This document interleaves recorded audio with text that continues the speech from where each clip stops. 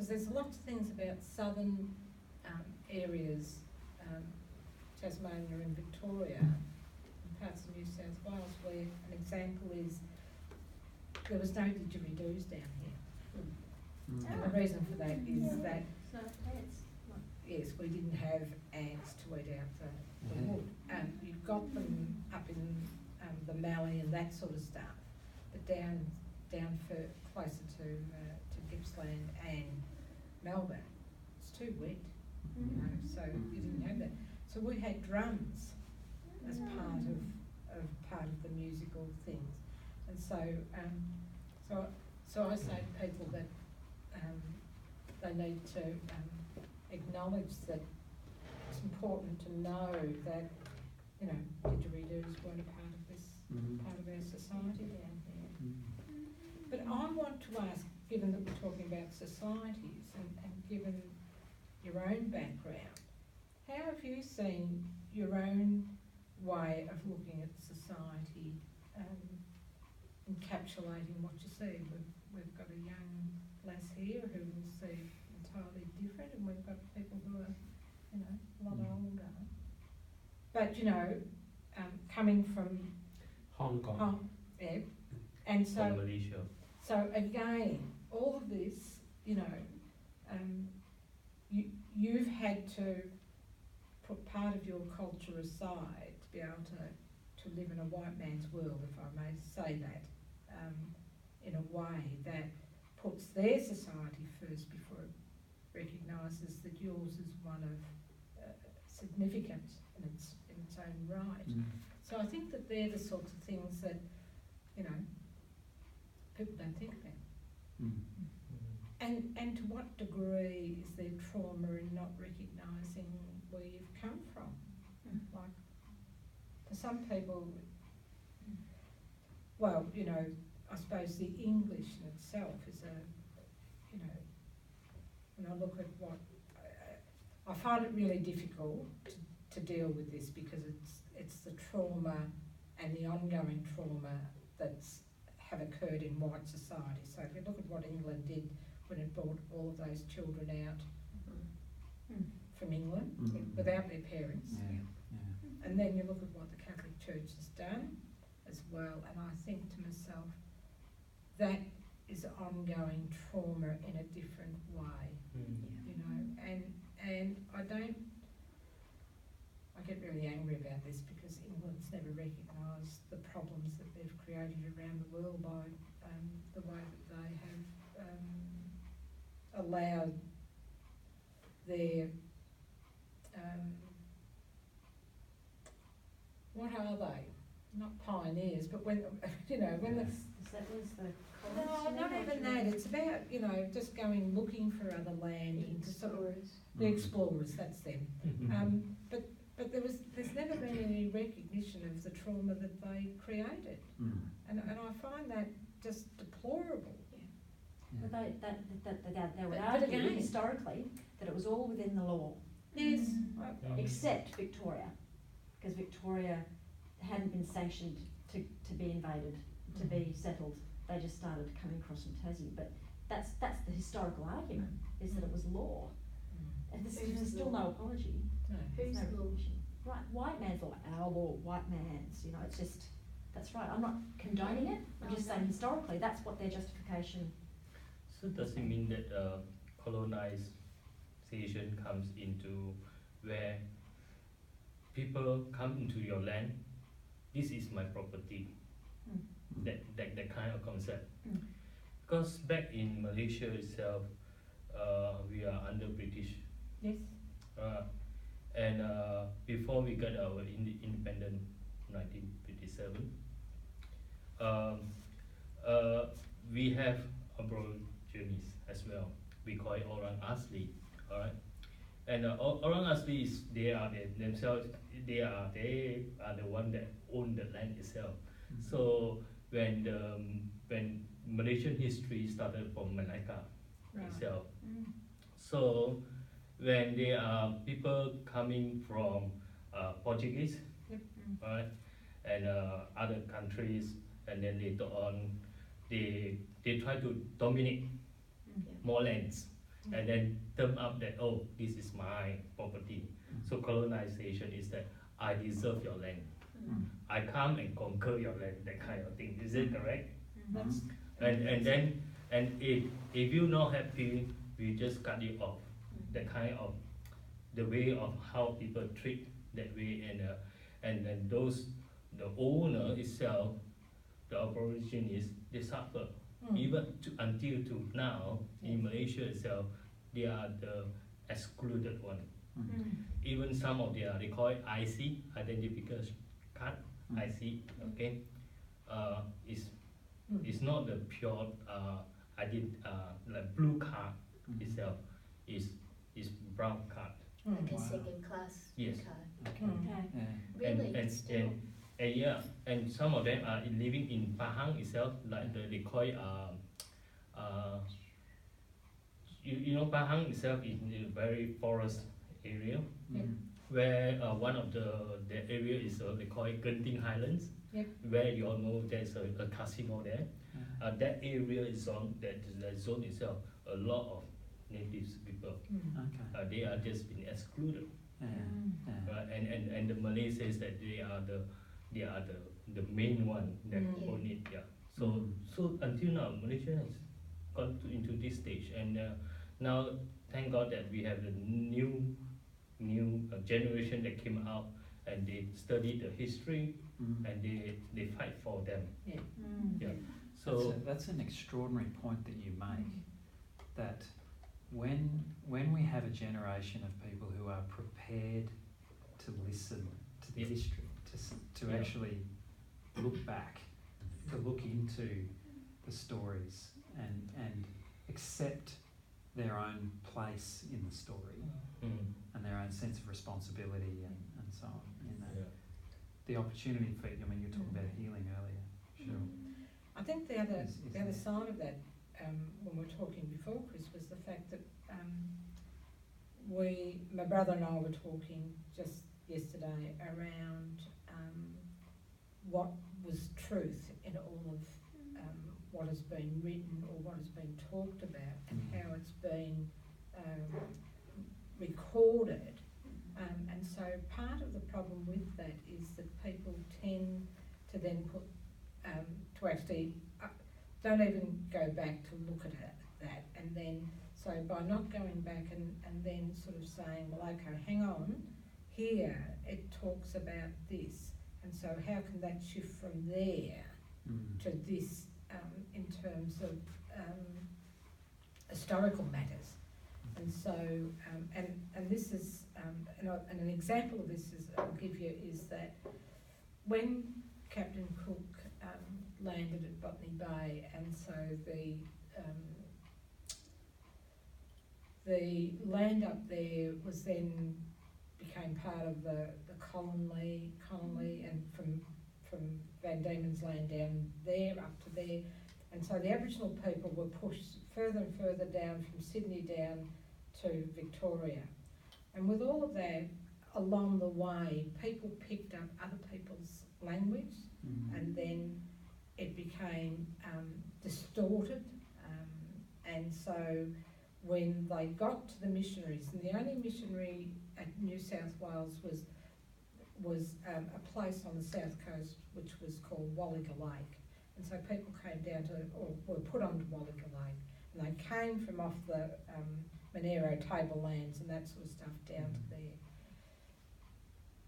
But the point that I'm trying to make is that if you're coming in speaking language, and there's more of you speaking that language, the original language that is being spoken by those few who are left gets left behind, because there is a bigger percentage of people speaking language. And so part of that then says, well, it's not Kurnai, it's Gunai, and in our case, Gunai in our language means another black person. But because they were all not from country, people thought it was Gunai language. So again, it's about, that's the legacy of what happens when you get more and less that it starts. But society itself is not a very forgiving society, I don't think. Society, you have to be in tune. If you go back a step before our generation, where women were subservient to the men, and if I go back to the story I was talking about, this walking club, men and women walking club, and part of the women used to say, it's nice to be with like-minded people, and you had a lot of common denominators that kept you together as a group, and you could have fun and laugh and do that sort of stuff. But you couldn't, and so the boys, the men, would go off during their working club and they could tell the odd occasional rude joke, they could actually talk about other things, a bit of swearing, that sort of stuff, which wasn't permitted in society in front of, women. So there's and if you look at that in a way, that they were born out for different reasons, and to this day still are separate. They've only just voted, the Melbourne Walking Club has only just voted to have women on it after all this time. Interesting, I found it fascinating. Has the Women's Club voted to have men in it? No. I wonder why. I know. But I think that tells you how what happens in society. So going back to those days where women were predominantly homemakers and looking after children, and then their husbands, if they didn't go off the wall or didn't have accidents and died early, two different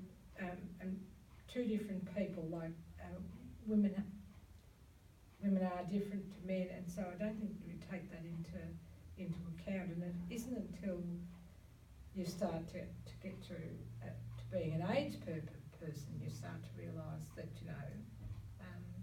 the society norms that we thought were norms weren't norms, because I would rather go back to having men's business, women's business, because that's what we're used to. And I look at us as a society where women spend all of their time together, and the men very rarely get involved with us at all. In fact, our tribe is a matriarchal, so the matriarchal side tells the men and keeps them in control. Like, you're not allowed to do this, or so it's quite interesting that we're still that way attached now, where it's men's business, and women have predominantly all of the right things, like looking after genealogy, looking after families, teaching, nurturing, and keeping the line going. Whereas in society at the moment, I don't think our society even treasures anything that's gone before. It's almost like a throwaway society, whereas people who come from culture hang on to that culture regardless. It's in your DNA, isn't it? Can I add a little more to what you said? Living in Hong Kong and Australia, my personal feeling is that today the society is very confused about the roles, the women's roles and the men's role, and so there's total confusion. Confusion, and then as a result, what is happening is breaking up relationship, and who is suffering? The children are the sufferers. I agree. Lot of suffering. I probably sit in a slightly different position, because I feel like what I'm seeing in society is that, yes, we've got all this there's a lot of confusion going on, a lot of shifting of roles or changing of roles, and it's certainly not what it used to be, and it's not like when my parents were growing up, it's not what it was like when I was growing up. And yet I'm seeing this next generation, I suppose, my kids, kids in their 20s and their teens, moving through redefining what community looks like, and technologies and impacting on all that kind of stuff as well. And but I kind of have, I think I have quite a bit of faith in this next generation to kind of figure it out. Like, we're going through a transition, I think, of what on earth is going on. And I have faith in the next generation to kind of go, here we go, this is what we really value. Because I see a lot of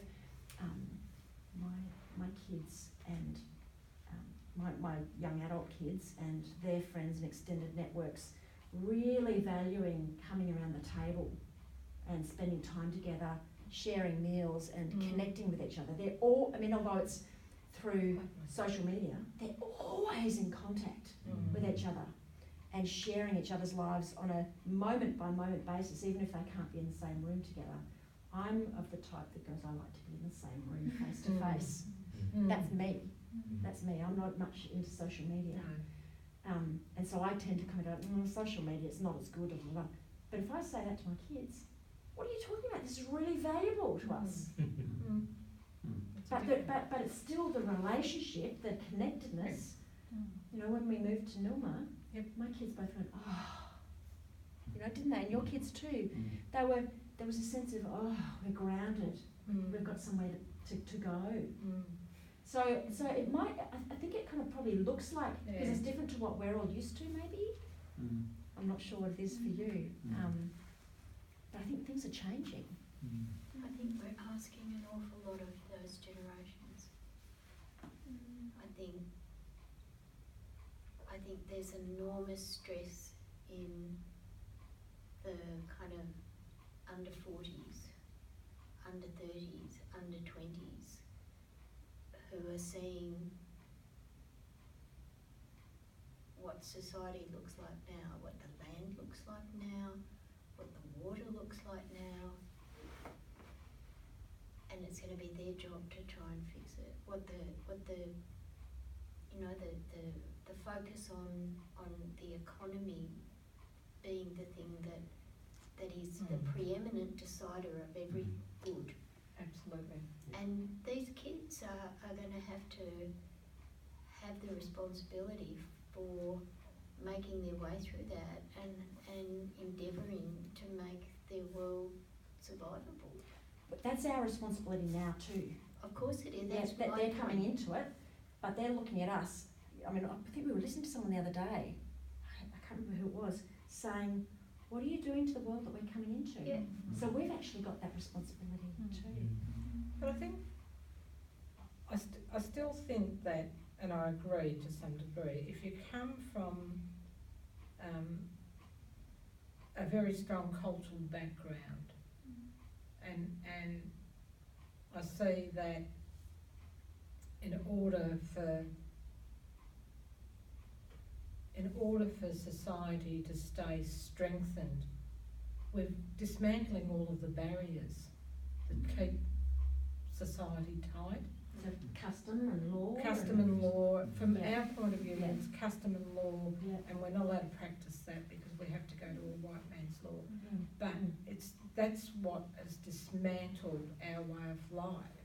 And so the things that I now say to some of the younger ones and to outside people that I'm working with, I say to them, if you're allowing that to happen, and the term in our language is pointing the bone, right? You're pointing the bone at that person and they'll get sick.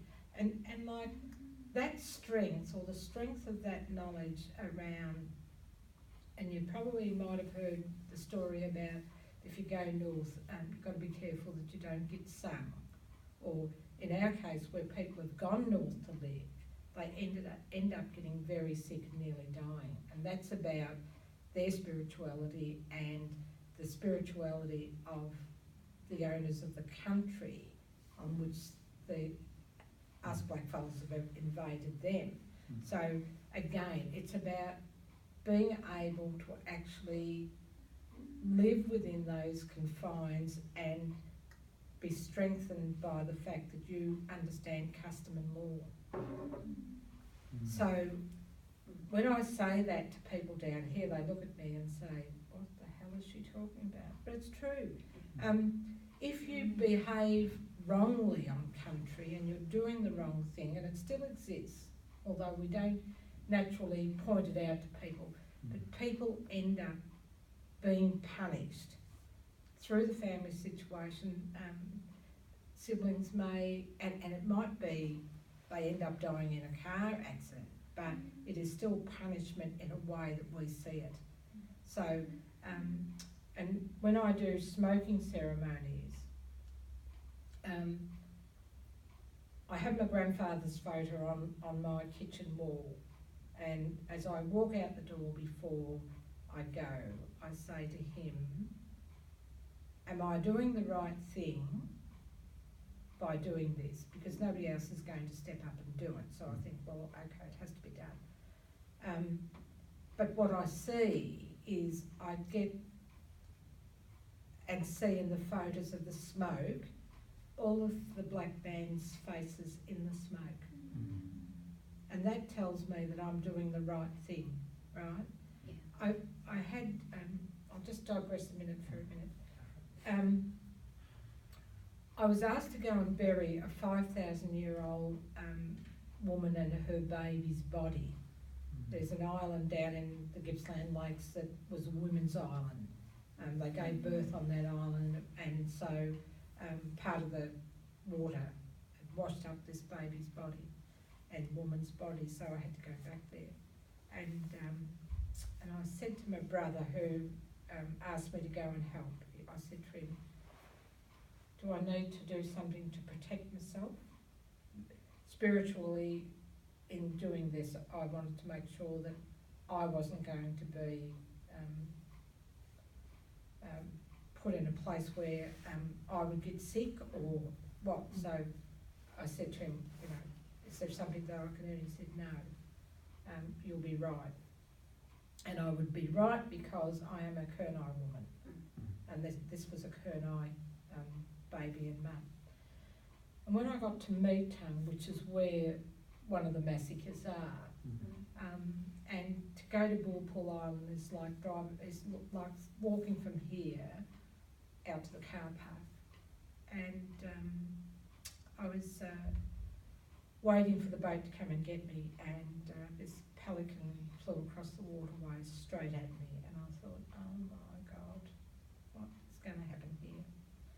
So I stood watching the bird fly, and I thought, oh, it's not diverting, you know, what's going on? And it flew at me, and I got from here to the doorway, and then it rose and looked me in the eye as it flew past. And I thought, oh my God. And then, so I went and did the burial and took the possum skins and wrapped it all up. And in burial areas in the ground, it's always west to west. Can't be north or south, it always has to be this way, which we did. So then I came off that island after doing that, and I was waiting for the rest of them to come back as well. So we came back in 2 loads. And out of the blue came 5 pelicans that surrounded me and landed beside me, and I thought, oh my God, what is going on here? And they just looked at me and stood beside me for probably 5 minutes, and then flew off. And I thought, what was that all about, you know? And then I started thinking about the whole concept. And the first one came was, because I had never been to Bulpul Island, so it was part of, I think, the spirituality of who was this person. And then the 5 was landing, thanking me, and on I went. But I thought, that was just, that day for me was just unbelievably out of, you know, because I was really conscious of the fact that spiritually, this is what it's all about. So again, when we do things, you know, when I've worked in the public service, you just do it the white man's way and away you go. When you're out on country and so on, you think differently too, and you know, you do things differently, just out of sheer respect to some degree. So again, it's about 2 worlds, you know. It's that the world that we have to make our money out of and try and be in part of it, but then there's this other totally different world that nurtures us and teaches us and shows all forms of what Mother Nature can be about, and we embrace that. And there's forms of healing in that, in a way that people don't recognise until later on in life, or they might feel it and say, "Oh, what was that?" But then don't analyse and understand it. So I think those are the sorts of things. But so for me, that spirituality is well and truly embedded in my DNA, unfortunately, and I can't get away from it because I'm always looking and hearing. And you know, when people are about to pass over, the birds are always the bringer of bad news. And so of a night time you might hear the owl close handy, and that's a sign that somebody's about to pass on. So all of this stuff that's been handed down. We've got a little bird like owl that hoots every night at our place. I don't know what you've done to it. No, it's right. It often sits and watches us as we put the geese and the beautiful. chickens away. And you know, the other day Cheryl came out to have a cuppa with us, and just she got out of the car, we were walking into the back door, and a beautiful king parrot came and landed on the roof. And I thought, I don't know what this means. I mean, Cheryl, you said he's out there looking for food for the kids, but but it felt like a blessing to me. It felt like, you know, wow. I have king parrots. I feed them every day, and they sit on the window ledge and they look in, and if I'm in a different room, they'll fly around to where I am, and so. But I've done that. You know, my kids used to say, "You look after the birds better than you look after us." But I feel that they speak to you in a different way, because you can be out just in the garden doing weeding, and they'll be in the tree above you, and you'll hear them nattering away. And I just think that to me is sort of healing as well, because it's just beautiful to have. The king parrot was at our place because it followed you. That's right. Indeed, you need to get some seed. Cheryl, so you've been talking about identity relating to culture and how important that is, and you've been talking about, you know, spirituality in your own DNA that really has been given to you through generations and generations of real rootedness in a spirituality of place and country.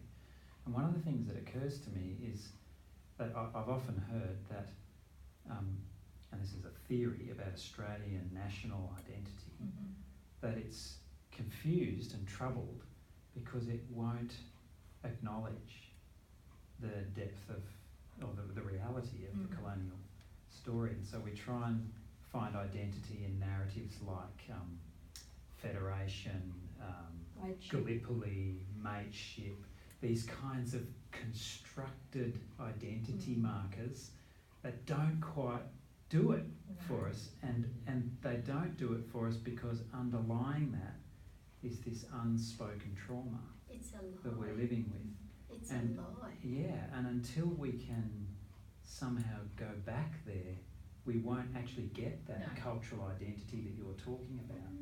What would you say about that? Do you think there's credence to that idea? Or? I think the the Australian identity is one that I think going back in the early days when after colonisation occurred in the late 40s and 50s, there might have been great camaraderie between people out in rural Victoria and probably down here, because I've seen photos of my father's family who, when my father started living with my mother and started having ours, his family disowned him completely. And but I think Kate and I were having a discussion before, and part of that commemorative park that we talk about is one that absolutely talks about both of the frontiers, for the white and for the black. And I think that's the start of a healing process. But I think more about this stuff is about that acknowledgement. It has to be acknowledged in a way. And if you look overseas at any of the areas where they go, Gallipoli and all those places where they do the services for those fallen Australians. I think that as Aboriginal people, our healing could come from having those massacre sites with a plaque of some description saying this is the tribe for this region, the sub-tribe for this region.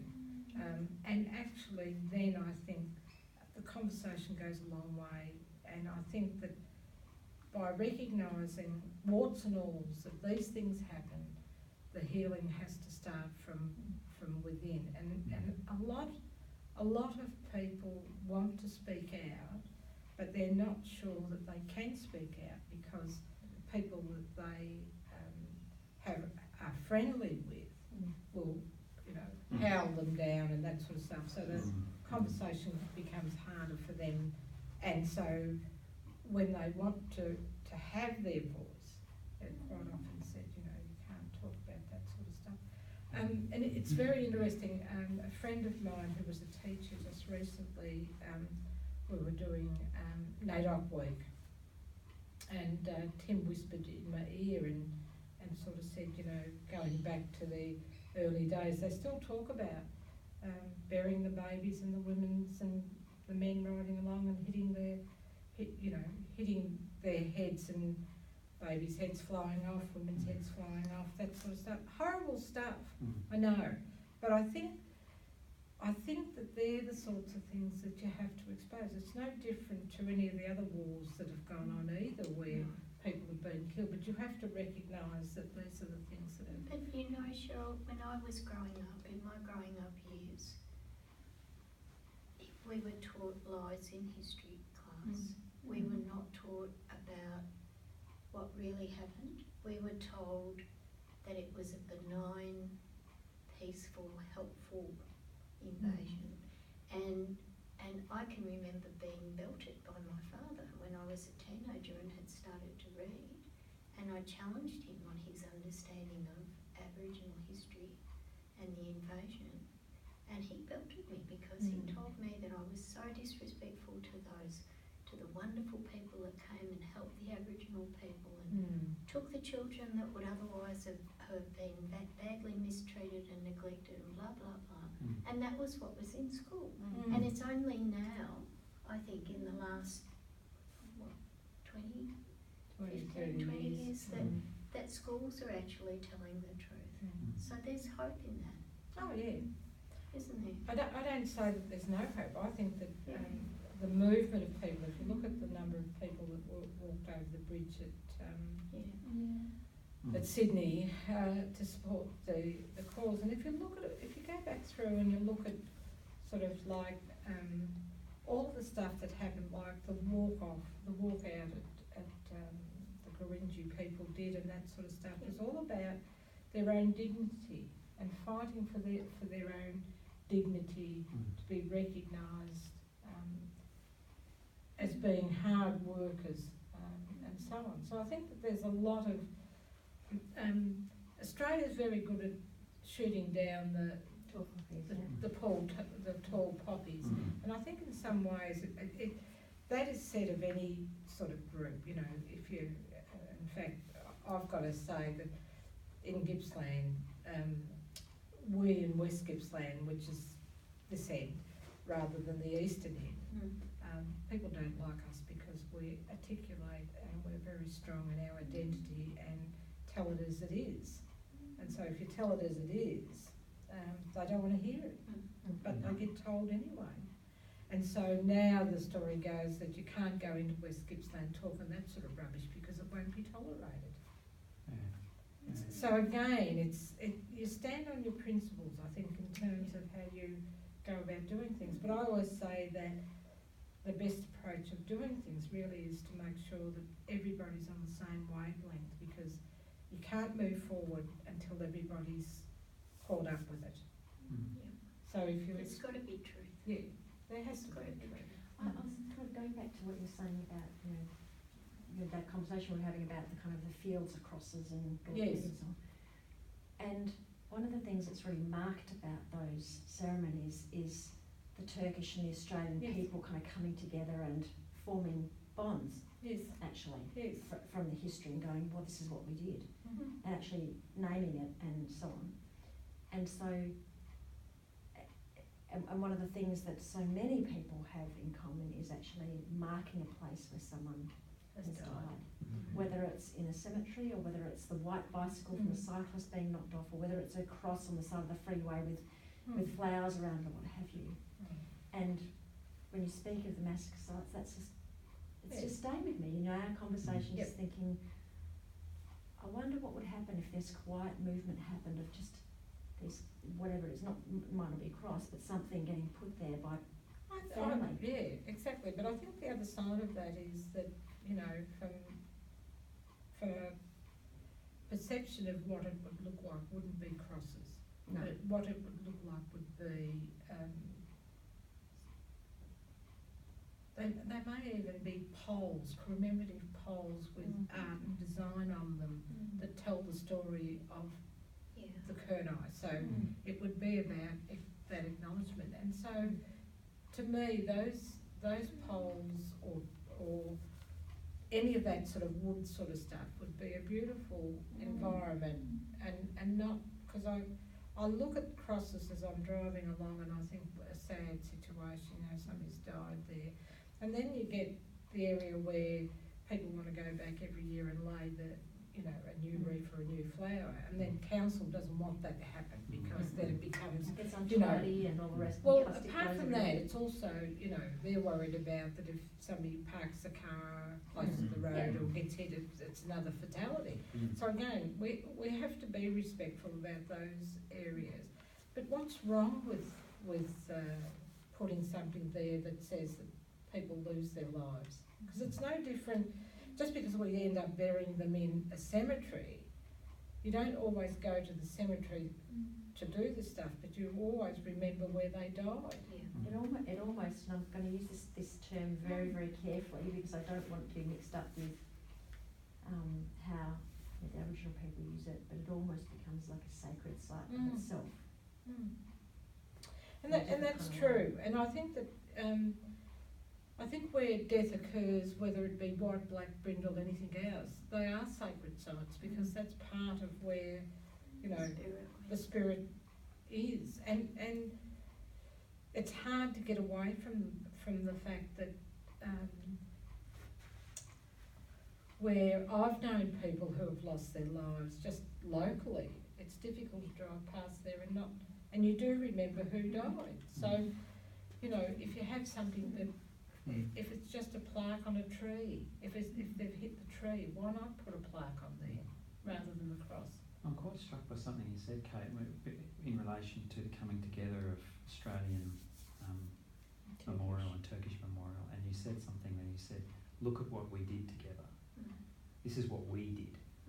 And it strikes me that that's precisely what Australia can't do. We can't seem, white Australia, white colonial Australia, can't seem to meet Indigenous Australia in that place and say, this is what we did. Because, and it's like, in the light of our trauma conversation, it seems to me that we often talk about how difficult it is and how often dangerous it is for a person to get close to their own trauma because it re-traumatizes, you know. And so there's a really careful process that we go through with people when we're listening. And this is what Bessel van der Kolk, we've been reading this book by Bessel van der Kolk about how we gently invite a person to get close to their own trauma so they can revisit it, acknowledge it, own it, and begin to heal. But that seems to be where we're stuck in Australia. I don't know if it's there, actually. I'm going to contend with you a bit. Simply because I reckon in Australia, because what we're hearing is we're hearing the First Peoples, the First Nations say, we are traumatised, we know what happened to us, this is what happened, this is the story. Knowing the stories and naming the stories and speaking it, the problem, I reckon, is that white Australia is like, so I'm kind of going to get a bit more personal for a minute. I have a history of abuse from my childhood. when I finally was able to name it out loud and say, this is what happened to me, when I then went and told my family, the people who ought to have protected and some people who were part of that, they were unable to acknowledge it. And that's where we are in Australia, I think. you're right. I think it's actually white Australia being unable to go, no, we didn't really, or okay, we did, but we don't want to listen to it anymore. Move on. That was my personal individual experience, was saying it and eventually it being heard, and then don't ever talk to me about it again, which re-traumatises. Yeah. And I think that we're kind of a bit, we're the situation in Australia is a bit further on than that, because the Aboriginal peoples are able to say, this is what happened to us. We know, we have told the stories, we've told our children, children's children, we all know what's happened to us. Loads of white Australia actually knows too. Loads of the rest of Australia, this our really colourful mix of people, everyone's here, has heard the stories. Mm-hmm. But we're unable to keep hearing them and then kind of go, you know what, I have heard the story and I'm devastated that I've been part of this. Let's move together. And that's what the Turkish and the Australian soldiers have been able to do. They've been able to come onto a level ground and go, we were all part of this, we heard each other, and we're going to listen to each other and acknowledge, yes, we're in this. It is a bit different though, because they were on, Oh yeah, of course. It's you know, an the governing analogy. things. It's an But- analogy. Yeah. but I think that's where Australia might be. I'm not sure what. No, I think that's true, and you know, people don't want to hear what we say, because then they think we're blaming them. We're not blaming them. We're just saying this is history, and history has this. It's happened. You can't change that, but we're still traumatised because that's part of what we've had to live through, and it's ongoing. And even the government policies at the moment are, although my own sort of perception about that stuff is that your behaviour creates your environment, and so if you're abusing your body and the system with alcohol and drugs and that sort of stuff, and you've put your children at risk, well then the children shouldn't have to put up with that.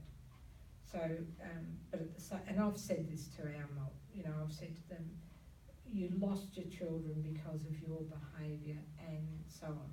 It takes a long time for people to actually walk through the fact that they have to own their problems, and so if they don't own them, they tend to want to blame somebody else, and that's what occurs. But I think in most cases where the policy of the stolen generation, the removal of the half-caste kids so that they could be put out there and to try and be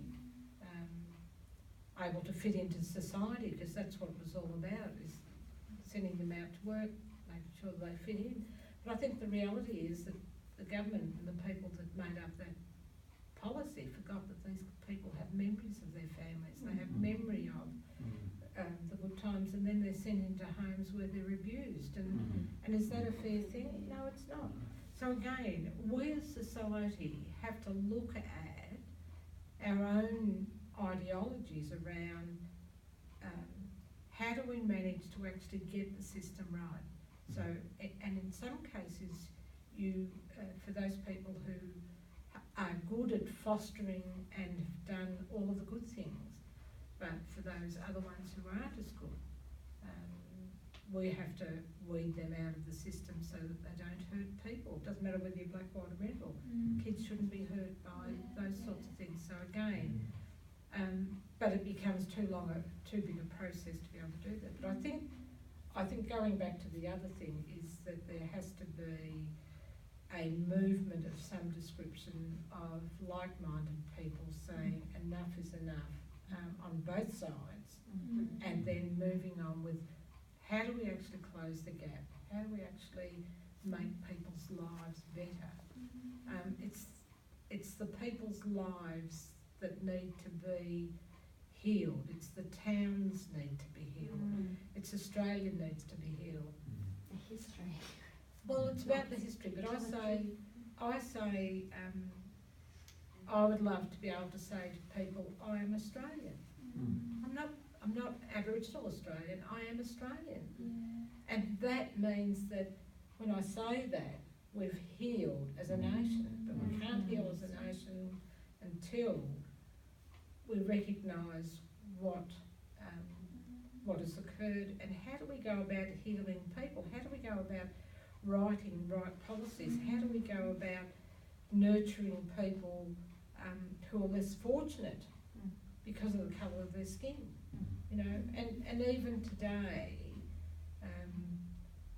we say that, you know, some of the migrants are getting a bit of a bad time, but I think that in terms of that, at least the pressure of being Aboriginal was taken away when somebody else came along. The white people beat them up instead of beating the old black fella up. So again, there's all these things that society does to one another that doesn't need to be there. And we need to be more, we need to remind ourselves that apart from culture, we are all human beings and we all bleed the same blood. And I think that not enough of that is actually replicated in the way that we work with one another and socialise and so on. And I think that at the end of the day, yes, there are sometimes when you think, well, you know, from my point of view, judging people, you can't judge people until you've walked in their shoes. But at the same time, I think I would hope that our society is one where we could take the food that we don't have and that we can give it to the people who don't have the jobs, and we can do things differently than we've done since colonisation. Yeah, I really like what you're saying there, Cheryl, about how saying you're not Aboriginal Australian, you are Australian. And to me, I like hear a sense of common humanity in there and establishing that common humanity between all Australians. And it's interesting. I've done an Aboriginal unit for another course. I was doing a childcare course, and as I listened to you, I think they taught really great history about understanding where Aboriginal children are coming from, but there was lack of that teaching of the common humanity, how we're all humans. And actually, as I've been like listening to you, like nature is so important, not just to Aboriginals but to all people, and it's understanding that we all have common roots. We've all, in our backgrounds, grown up from the land, and that joining together that we've got actually things that are important to both of us. And we don't recognise that, but we all have common grounds of how we, and I think the other side of it is that I think to some degree governments don't foster the sense of that, you know, of that in the way that they write policies and I think it's about the political scheme as well, where you have, you know, I don't think we should have political parties. I think there should be one person and that people come together and say what is right for the people and how can we make it better and how can we make Australia more, what is that word, utopia? Is that the word? Is that the word? Utopia is more like paradise. Is that what you mean? Yep. Australia is paradise when you think of where war-torn countries are and so on. But utopia to me would be everybody sharing and caring and fostering and not having some of the pressures that are currently in place with young families and then older people, and you know, that almighty dollar is the root of all evil, unfortunately, and it's in society. You can't change that. But I think working together with like-minded people and creating these things would be the right way. In fact, I think I might take your challenge on and just say we need to, in Gippsland, and I'll talk to the politicians. I'll back you. But that's one of the things about uniting the region. It's about, you know, sharing those stories and having celebrations the same as we do for Anzac. This is no different. So it's about, you know, one of the councillors said to me, why should they do Welcome to Country? And I said, well, we had to do God Save the Queen when we were growing up, and she wasn't here, but we still had to. And I said, it's a form of respect. That's all it is. So so you have to teach people to think differently sometimes. The same man spoke, did a NAIDOC welcoming and did a really fabulous job. But again, when people challenge you, you have to at least say, well, and tell it out how you see it. And that respect goes a long way. And as I said to him, if I called you Mr. Clark because I didn't want to actually speak your first name, that would be respectful. So again, it's about manners and that sort of stuff, which a lot of us have forgotten. I'm kind of here. Every time you speak, or we have conversation, I hear this word respect just looms so big.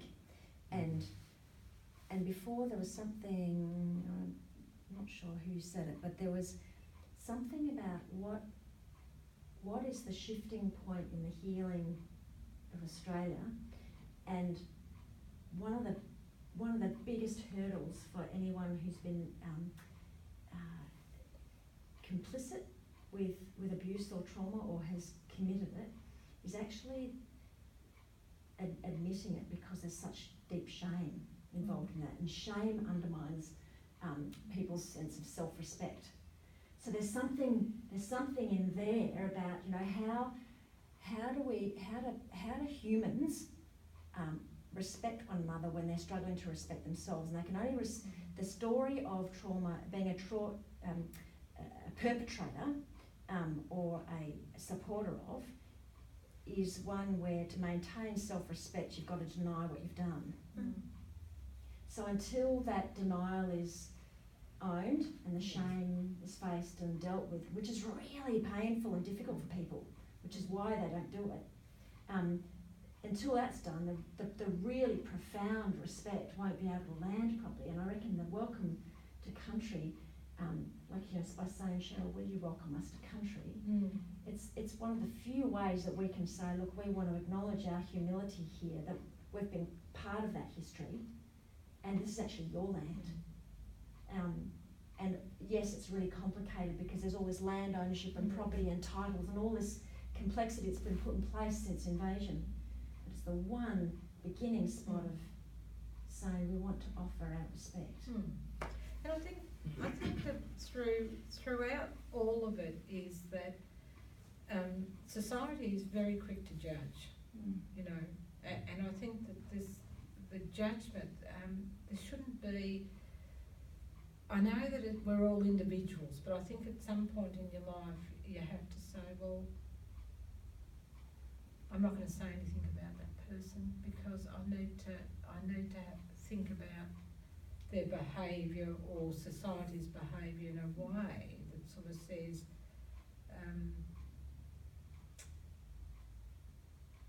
we need to take note of how that person's or people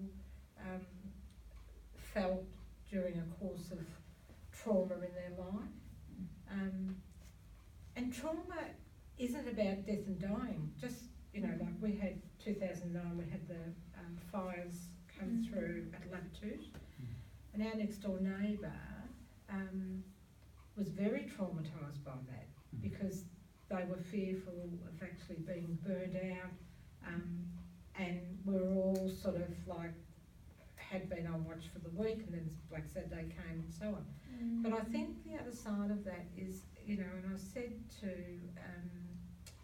to my next door neighbour that she'd been through a whole range of traumatic experiences over her course within the last 10 years.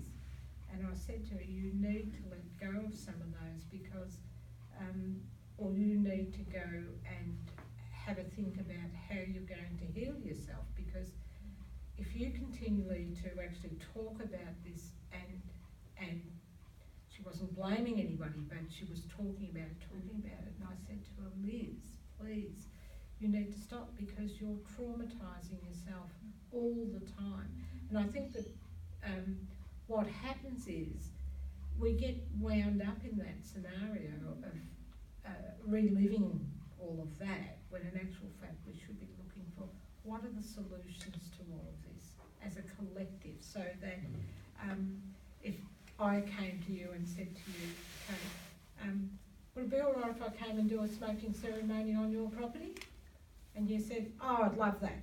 So then you feel good about it. I've done the respectful thing and knowing that both of you want to have that done. And then I think that then starts a different way of dealing with things. But while you're reliving things all the time, you can't move or shift because that's always in the back of your mind. Whereas the stories that I talk about, and I could have been a stolen generation, but that might be next week's little capture. But I think they're the sorts of things where you say, well, it happened or it didn't happen, but how can I serve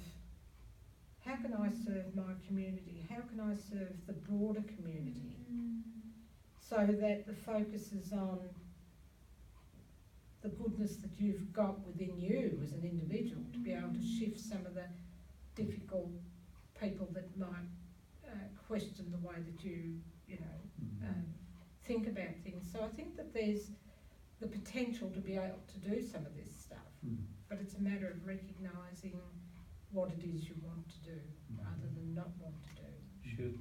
May I ask, you touch on the solution, and what I understand is that to make wrong things right, so like Kevin Wright had mentioned and publicly said, I'm sorry on behalf.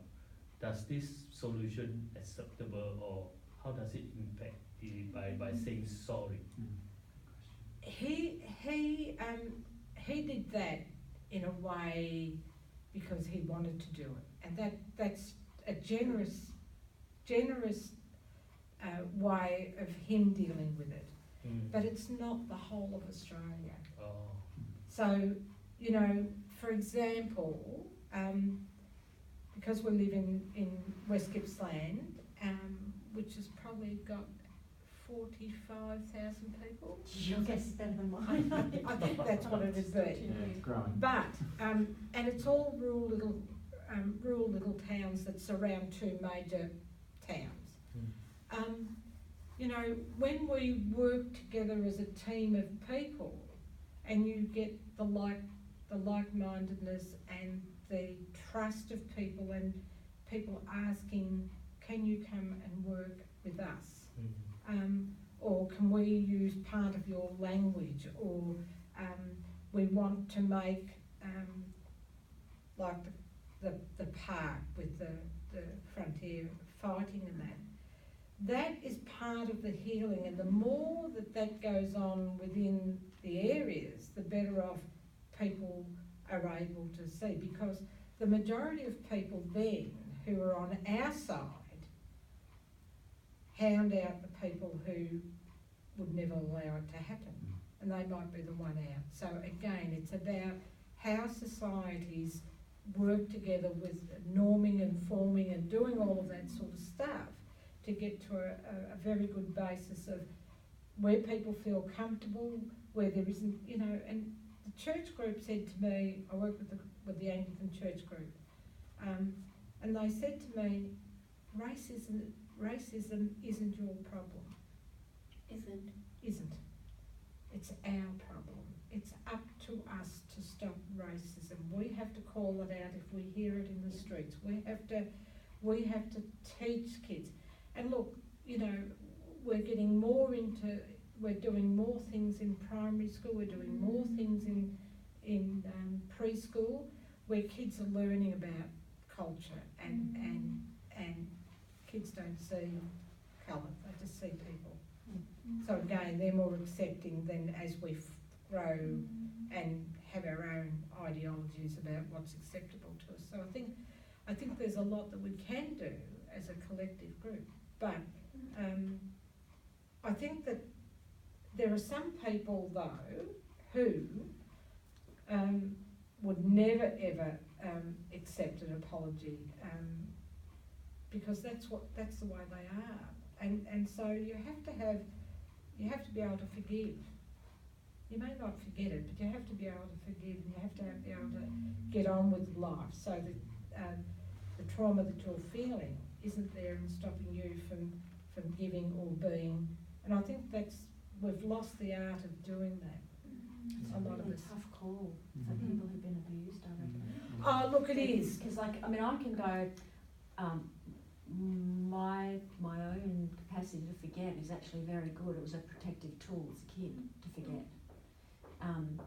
Forgiving was a much tougher call, and it's an ongoing one. It's not a one-off. No. And I reckon that's part of the healing as well, because you forgive and you're going to go, oh yeah, this happened to me. Yeah. That's really hard. Okay, I think I can forgive that. And then you kind of go, oh, but hang on, this is in my life because of that, and I've got to forgive again. And it goes deeper and deeper. Yeah. I think the other side of that too, Kate, is it depends on what your own personal makeup is, and I know that, you know, the racism and all the things that we were subjected to, I don't even think about that anymore. I don't even, I think the healing starts within oneself, and so that you grow and understand that hurt, those words or that language isn't going to hurt you anymore. And so then you grow from within and you start to shine on the outside, and it doesn't matter. I'll just tell you a quick story before we finish up, but I think the other side of all of this stuff, I was working in the Commonwealth Employment Service at Wall, and I used to go in every day and I'd say good morning to everybody that we worked with. It was common courtesy to do that sort of stuff. This one bloke wouldn't speak to me. So every morning I went in there and I thought, yes, George, what are you up to today? So I went in every day for 6 months. It was probably 8 months. And I said, good morning, George, how you going? Never answered. And I thought, obviously he's got some issues.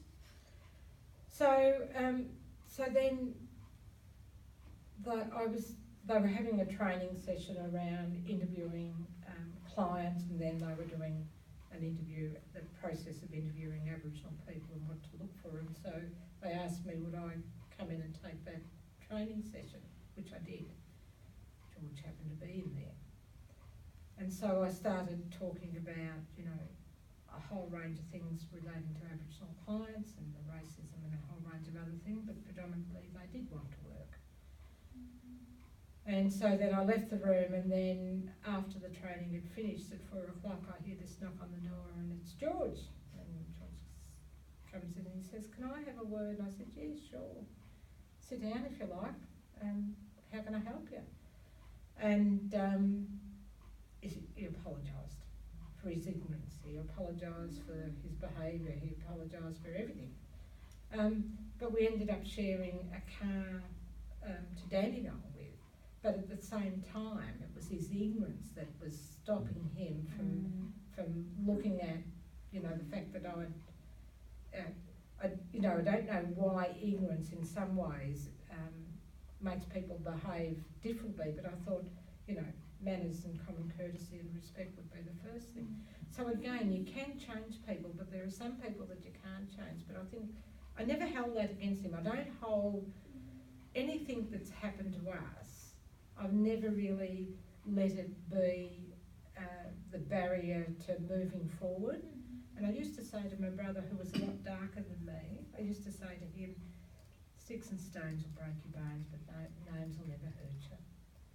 And so you grew up being tough about things, but you moved on and you fought those battles in a way that in the end makes people respect you, just through the way that you conduct your own self and talk in a way that helps them understand. And I think they're the sorts of things, but I think healing, you know, I think healing starts from within, and I think that if and it's not your fault that these things occur to you, but the growth that comes out of that is the best thing that happens. So I think that they're the areas where if we're shallow without without growing. If we can continue to grow and understand, doesn't matter whether it's, you know, people or whether it's industry or what, but it's that growing that makes us better people. But it does take a long time. So some people never heal though, I must say. So, but that's just another story of, you know, sort of what you come across all the time. Not all the time, but yeah, it's extraordinary, isn't it? How often it takes proximity or like a newly established relationship to actually change someone's mind or thinking about something. You know, I had that experience in my own life with regards to same-sex relationships and so on. I had this ideology up here that was really hard to budge until I actually met someone and had a great conversation with them, and their life and their person challenged my thinking, and so then I had to go back and reflect, and it changed my entire perspective and my whole way of relating to people. But it's relationship, isn't it, that does that, because all the ideas and debates and theory and so on in the world wasn't going to change my mind. Yeah. But I think you're right about that. But I think the other side of that, Chris, is that the thing that I see about building relationships and about relationships is about not wanting to dominate or do anything like that, but just to be who you are, and to be true to putting your best foot forward in a way that's not, you know, sort of over the top, but just to build that relationship, because when you build that relationship, it stays for forever. It doesn't change. But I think too many people worry about what the next person's thinking. And so again, it's about building your own level of like yourself, warts and all. Does it matter what they think? No, it doesn't. Am I doing the right thing by me and my family? I'm not hurting anybody. So again, it's about walking through those barriers that, and those barriers, you know, I said to a young girl just recently, don't worry about what other people think. You're not here to please them. You're here to do a job, you know, and to look after yourself and to look after your family. And she, you know, and I said to her,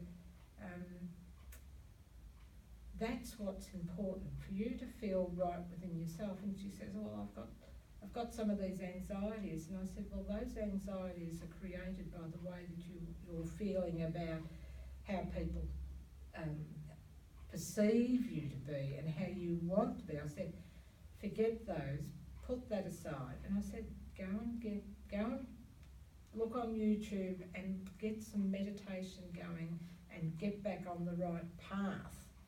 And I think that for all of us, like, something goes skew-whiff and we're trying to find the answers, and the answer's always in front of our noses, but we don't quite know how to go about it. So again, it's about going within and sort of somebody saying gently, you know, you need, and she'd gone to the doctor and got some medication. I said, throw those in the bin, you don't need them. Your anxiety is created within your mind. You have to calm your mind. And you have to then start a process of walking out of that calmness into this washing machine that we have to work and live in. That's a great analogy. But I say, you know, and so she left work and she threw the stuff in the bin and started calming her mind. And you have to calm the mind, because the mind is a very dangerous thing. But she's halfway there, which is good. Dangerous master, isn't it? Yes. It's a very good I skill. love about everything that you said today, I might be going to say what you were going to say, is that it's all been, I mean, I know it's, you know, the topics around abuse and trauma and so on, but all the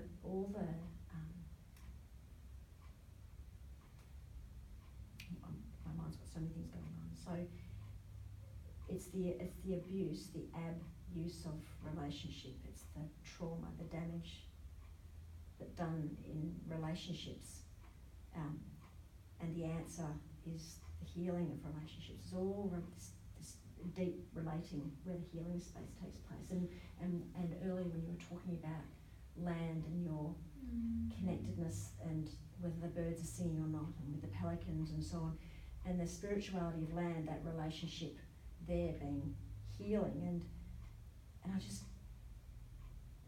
I'm not sure quite where I'm trying to land, but it's that space of relationship.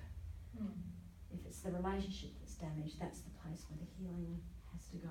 And I love all the interconnectedness, I suppose, is what I'm looking at, the web of relationships that you've described throughout the whole of this and they do exist, and I think that at the end of the day, as you go to a place within your mind and you have a look at what your it's like the tentacles or the sun's rays, they hit in every possible space, but it allows you to actually have that, because you can't have one without the other, and they do all interact, but you've got to find that right path for you to actually start the process.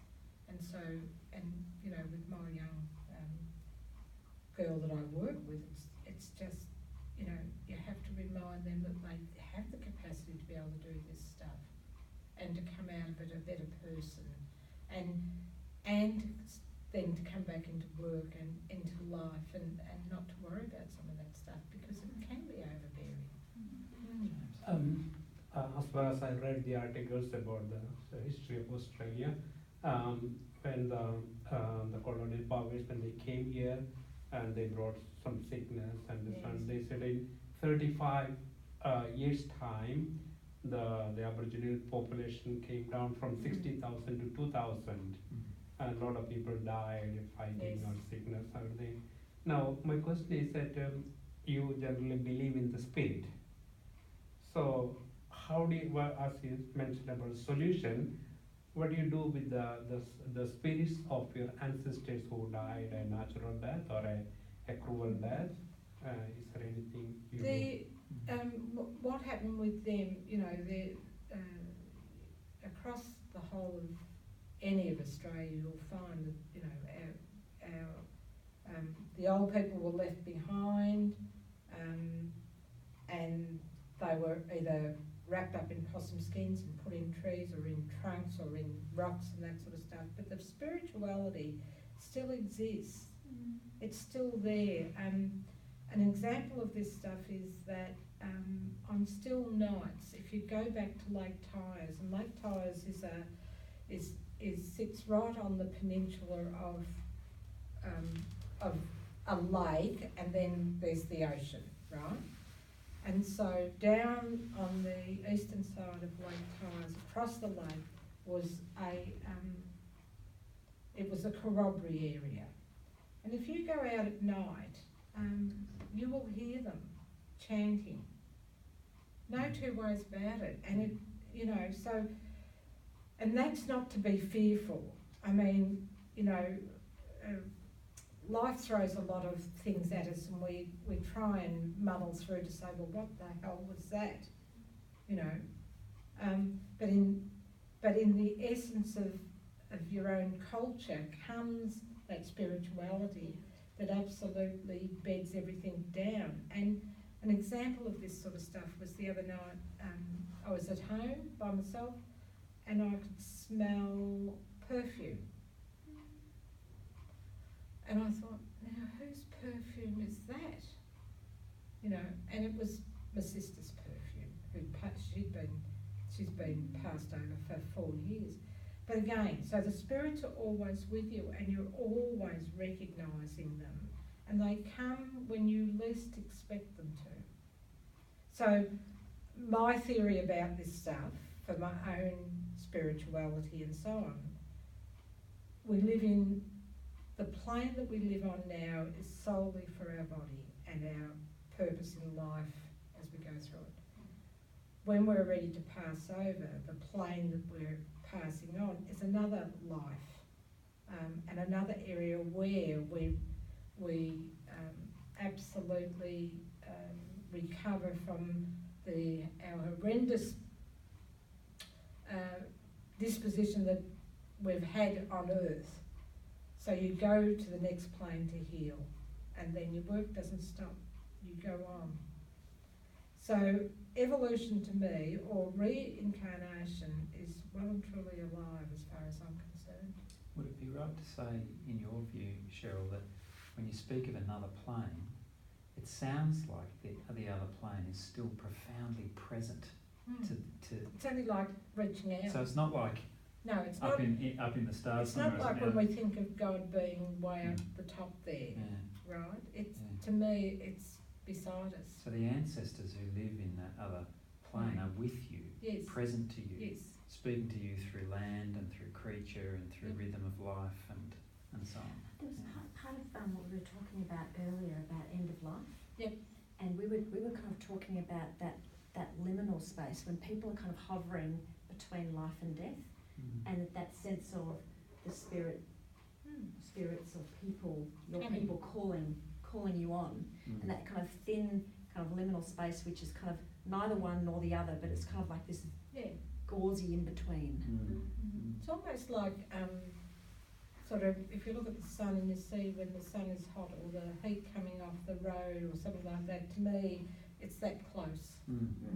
You know that you can So feel but it. not there. Yeah, but Yes. I you know, and I've always, I haven't learnt any of this. I've always felt like this from as far back as I can remember. So for me, that's my perception of what it is, and I think that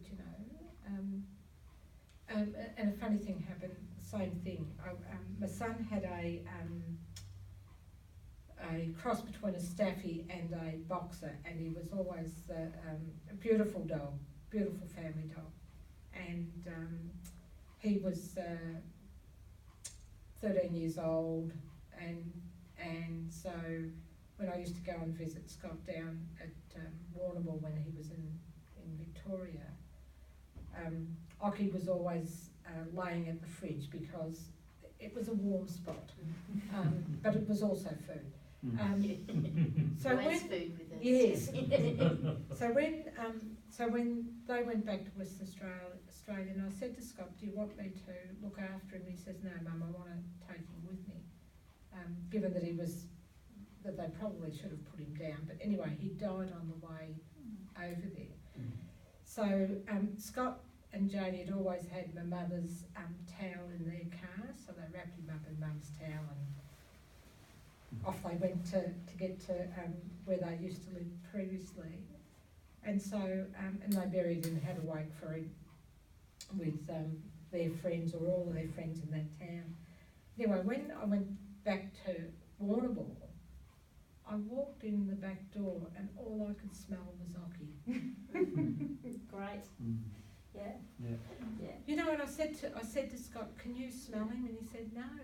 And I said, "He is so strong in this kitchen. It's not funny." And so again, you know, these things come back to you all the time. It's also about, we were sitting just recently and somebody touched my hair. It didn't frighten me, but I said to my sister, "Oh, somebody's here with us tonight." And then I got up and walked out into the kitchen. She was in the lounge room, and somebody touched her hair, and she said, "You're right, somebody's here with us."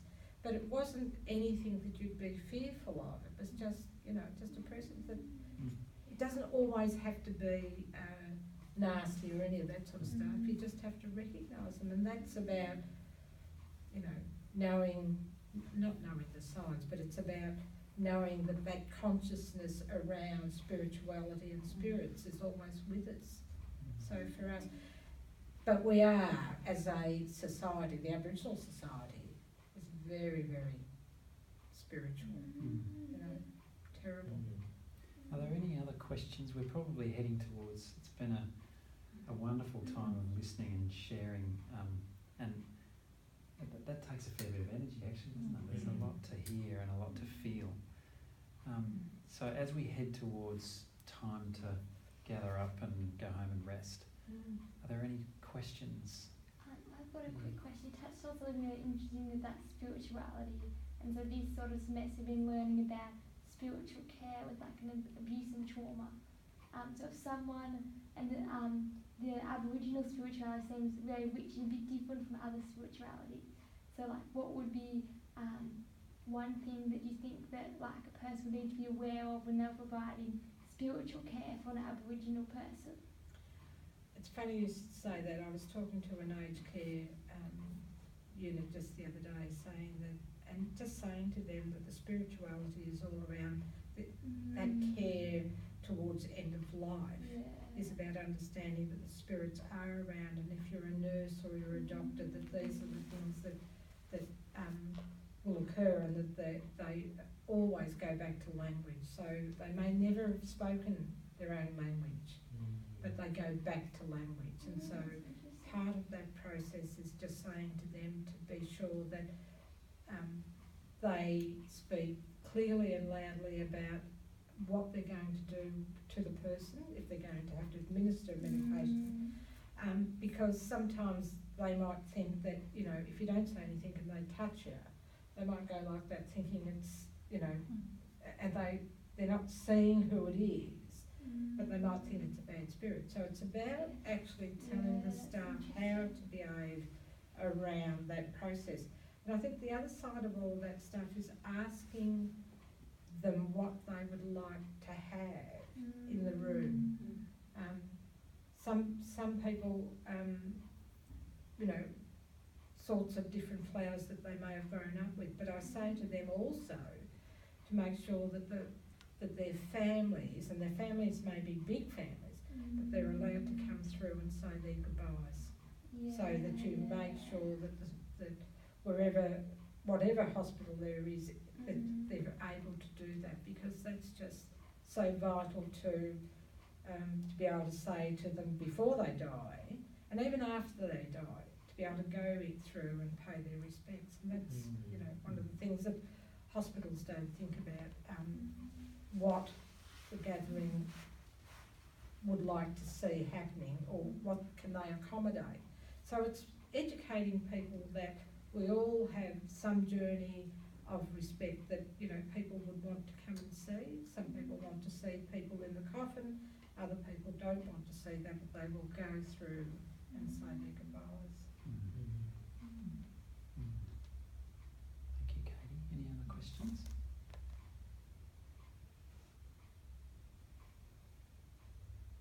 Time for you to go home and reflect. So we've heard really just very small parts of an intricate and complex story, and collection of stories that come from all over, really, as you said, Cheryl, all over Australia. And in that sense, we've, in our own little way, drawn a little bit closer to the trauma. That's part of our story. Next week, Cheryl's going to come again, and we're going to ask the question, how do we listen together? How do we come to that place of togetherness where we're all able to listen together to our story? But also, relating to Katie's question just now, what does it mean to listen in the context of Indigenous spirituality and trauma, in the kinds of places where we might find ourselves providing pastoral and spiritual care? We've touched on history, we've touched on culture, society, politics, justice, and all of these things are part of our human way of being, and so they all relate to the way we listen to one another. So they'll all come back into the conversation next week. But I've invited Cheryl to come and, in whatever way you deem appropriate, Cheryl, to lead us through some of the ceremonial or symbolic ways that Indigenous people listen to each other and to the earth, to their ancestors. And so we'll be invited to learn and listen in that way. I'd like to know whether there's anything specific that you'd like to know about, because that's part of, you know, sort of, it's important for you to ask and not be fearful of asking, because if you don't ask, you won't know. And I'll be able to speak about it as openly and honestly as I can. But and I'm never ever sort of fearful about whatever the question is, because I think it's important for people to know and to be heard. I've heard you, and this is the story. So if there's anything that you want in particular, and maybe if you can't think of things immediately now, but often when we go away and things percolate, questions and so on occur to us, email me your questions and I'll email them to you, Cheryl, through the week, so that you can begin thinking around those ways if you'd like to do it that way. Yeah. One of the things that I'd really like to understand is about safety. So I work in a hospital, and I know that a lot of Aboriginal people are very uncomfortable coming into a hospital because it can have really bad memories. it's the place you go to die, isn't it? It's the place you go to die. And when mums come with their kids, there's a fear that they're not going to go home with their kids because that's what happened to their mum, and those kinds of things. So it would be really good to have some conversation about how I can help people to feel like I'm a safe person to have there. I know I'm a bit of an I am an interloper here. Very welcome.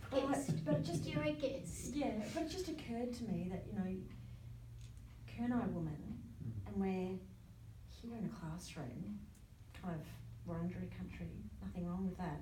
But I was thinking, I don't know if it's a possibility, and you guys will have to all talk about it. So this is your problem. This is going to be one of these great ideas. Well, I'm just She's a thinking, renegade, why not? isn't she? We're not meeting together out in Kurnai country next week. Is that doable? Is it possible? We've got a bit of land and a lounge room, but that might be too close to home. Where's the place?